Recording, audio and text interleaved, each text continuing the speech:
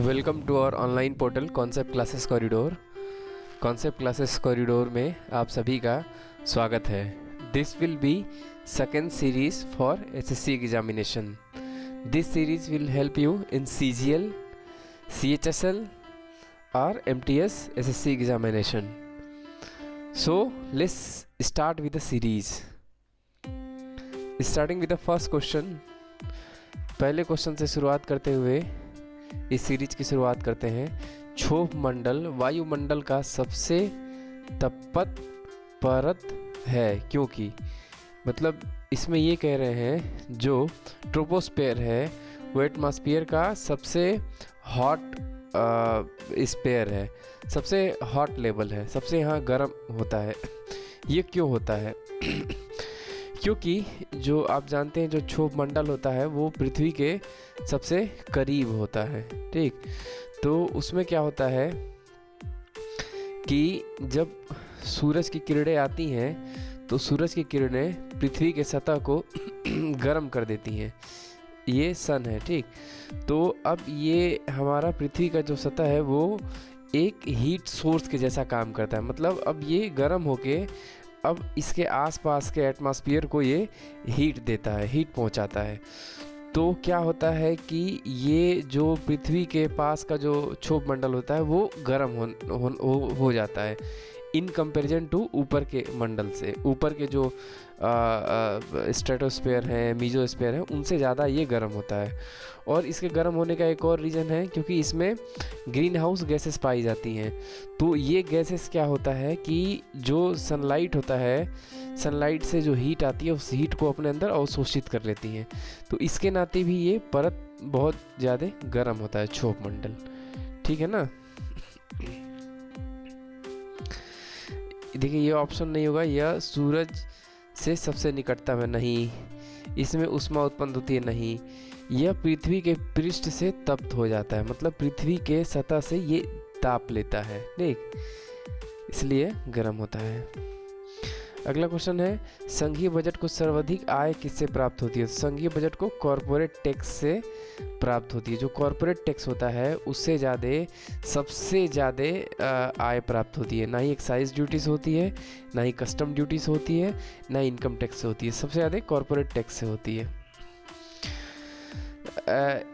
अब पिछले क्वेश्चन में देखें कि ये जो है ये डेटा बदलता भी रहता है, लेकिन अब तक जो देखा गया है जब से हमारा बजट आ रहा है या ये 20 से 25 सालों में, हमें ये जो सबसे ज़्यादा गवर्नमेंट की आय है वो कॉरपोरेट टैक्स से ही हुई है, जब से इंडस्ट्रीज़ वर्क करना स्टार्ट की है अपने फुल स्केल पे, है ना। तो ये अगला क्वेश्चन देखते हैं। भारत में सिंचाई का सबसे महत्वपूर्ण साधन कौन सा है? तो सबसे महत्वपूर्ण साधन भारत में नहरें हैं। अंतरिक्ष में भेजा गया भारत का पहला उपग्रह कौन था? तो अंतरिक्ष में भेजा गया भारत का पहला उपग्रह आर्यभट्ट था।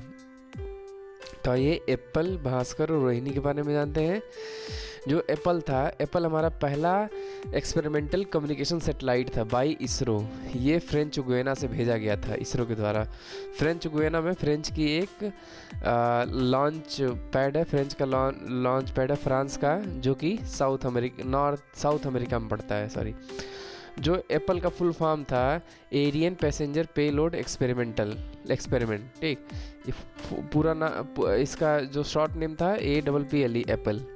और जो भास्कर था, भास्कर एक सीरीज ऑफ सैटेलाइट था जिसकी शुरुआत, जो भास्कर फर्स्ट था उसमें first experimental remote sensing satellite built in India, ये इसरो के द्वारा बनाया गया था भास्कर। रोहिणी भी एक सैटेलाइट है, रोहिणी उतना इंपॉर्टेंट नहीं है इसलिए इसको इंक्लूड नहीं किया गया। पहला विद्युत ऊर्जा को यांत्रिक ऊर्जा में बदलने वाली युक्ति है, मतलब इलेक्ट्रिसिटी से हम मैकेनिकल एनर्जी कैसे लेते हैं? वो हम विद्युत मोटर से लेते हैं। मोटर जब हम चलाते हैं तो इलेक्ट्रिसिटी जाती है, उसको मैकेनिकल एनर्जी में कन्वर्ट करती है। इंडक्टर क्या होता है? इंडक्टर आपका इलेक्ट्रिसिटी जो AC करंट है उसको मैग्नेटिक फील्ड के फॉर्म में अपने अंदर स्टोर करता है। इसी के साथ एक कैपेसिटर होता है, तो कैपेसिटर इलेक्ट्रिक एनर्जी को चार्ज के फॉर्म में स्टोर करता है, इलेक्ट्रिक चार्ज के। अब जो ट्रांसफार्मर होता है, ट्रांसफार्मर लो वोल्टेज से हाई वोल्टेज में कन्वर्जन करता है या हाई से लो वोल्टेज में कन्वर्जन करता है। एक ट्रांसफार्मर एक फॉर्म से दूसरे फॉर्म में नहीं कन्वर्ट करता है, एनर्जी के ही पावर को एनर्जी के ही वोल्टेज को हाई वोल्टेज या लो वोल्टेज में कन्वर्ट करता है। ठीक। और डायनमो क्या होता है? डायनमो मैकेनिकल एनर्जी को वो इलेक्ट्रिक एनर्जी में कन्वर्ट करता है, विद्युत एनर्जी में कन्वर्ट करता है। अगला क्वेश्चन देखते हैं, प्रातः काल में गाए जाने वाला राग है। तो प्रातः काल में गाए जाने वाला राग दरबारी है।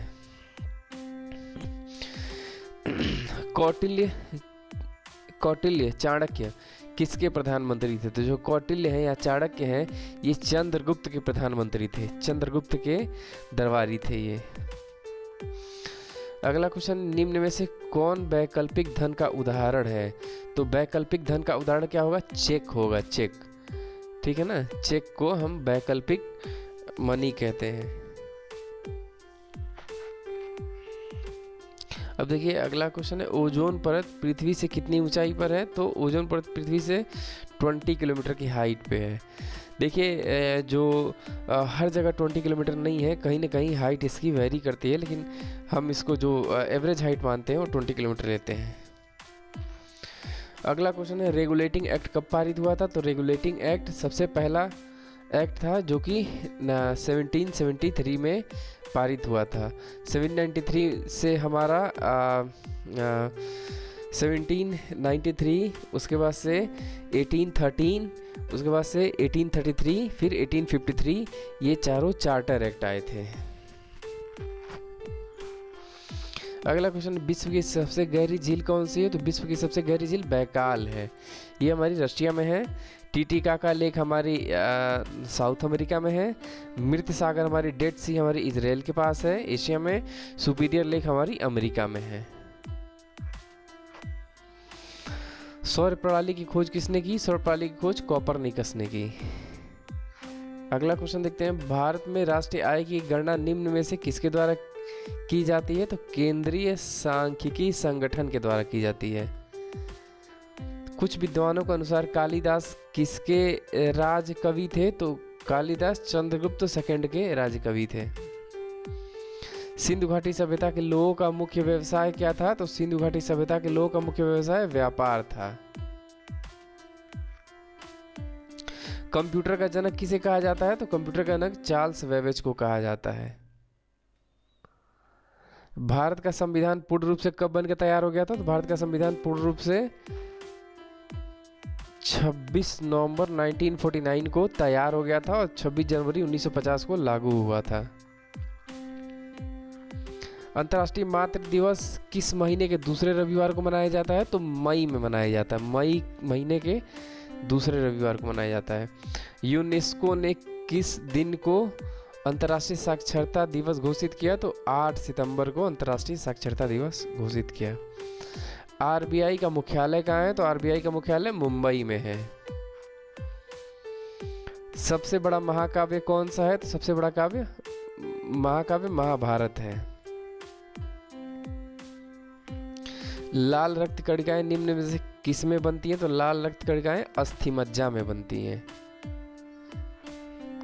सर्वत्र संपन्न संसद की अवधारणा किस देश से ली गई? तो सर्वत्र संपन्न संसद की अवधारणा इंग्लैंड से ली गई, मतलब पार्लियामेंट्री सिस्टम ऑफ गवर्नमेंट हमने इंग्लैंड से लिया। आइए देख लेते हैं किस किस देश से हमने क्या क्या लिया। फ्रांस से हमने लिया idea of Republic in the preamble, ठीक ना, रिपब्लिक का हमने कॉन्सेप्ट लिया। उसी के साथ फ्रांस से हमने लिबर्टी, फ्रेटर्निटी एंड इक्वलिटी, ठीक, इन तीनों को लिया। जापान से हमने सुप्रीम कोर्ट की वर्किंग को लिया है। फिर ब्रिटिश से हमने क्या लिया है? एक तो पार्लियामेंट्री सिस्टम ऑफ गवर्नमेंट लिया है, नॉमिनल हेड प्रेसिडेंट, ठीक, ये लिया है, प्रेसिडेंट को एज ए नॉमिनल हेड रखा जाए, ये लिया है। पोस्ट ऑफ प्राइम मिनिस्टर लिया है। लोअर हाउस मोर पावरफुल वाला कॉन्सेप्ट लिया है। सिंगल सिटीजनशिप लिया है और कैबिनेट सिस्टम लिया है। लोअर हाउस मोर पावरफुल का मतलब जो लोकसभा है, लोकसभा सबसे ज़्यादा शक्तिशाली होगी, ये वाला कॉन्सेप्ट लिया है। और दूसरा ये है प्रीरोगेटिव रिट्स लिया है, ठीक, जो भी रिट्स होते हैं पार्लियामेंट में वो लिया है। पार्लियामेंट्री प्रिविलेज लिया है, ठीक, बाई कैमरल पार्लियामेंट लिया है, लोकसभा राज्यसभा। स्पीकर ऑफ लोकसभा का पोस्ट लिया है वहाँ से, रूल ऑफ लॉ लिया है एंड लेजिस्लेटिव प्रोसीजर लिया है। ये याद रखिएगा। इंग्लिश मीडियम, हिंदी मीडियम को यदि दिक्कत होती है तो वो हमसे कमेंट बॉक्स में पूछ सकता है। नेशनल वोटर्स डे कब मनाया जाता है? तो नेशनल वोटर्स डे 25 जनवरी को मनाया जाता है। आइए कुछ और डे देख लेते हैं जो ऑप्शन में था। 8 मार्च को क्या मनाया जाता है? इंटरनेशनल वुमेंस डे मनाया जाता है। 5 जून को क्या मनाया जाता है? वर्ल्ड इन्वायरमेंट डे मनाया जाता है। 14 नवंबर को चिल्ड्रंस डे मनाया जाता है। अगला क्वेश्चन, निम्न में से किससे पेंटिंग की शुरुआत फिल्मों के पोस्टर से की थी? तो वो है MF हुसैन ने किया था। इसी के साथ धन्यवाद।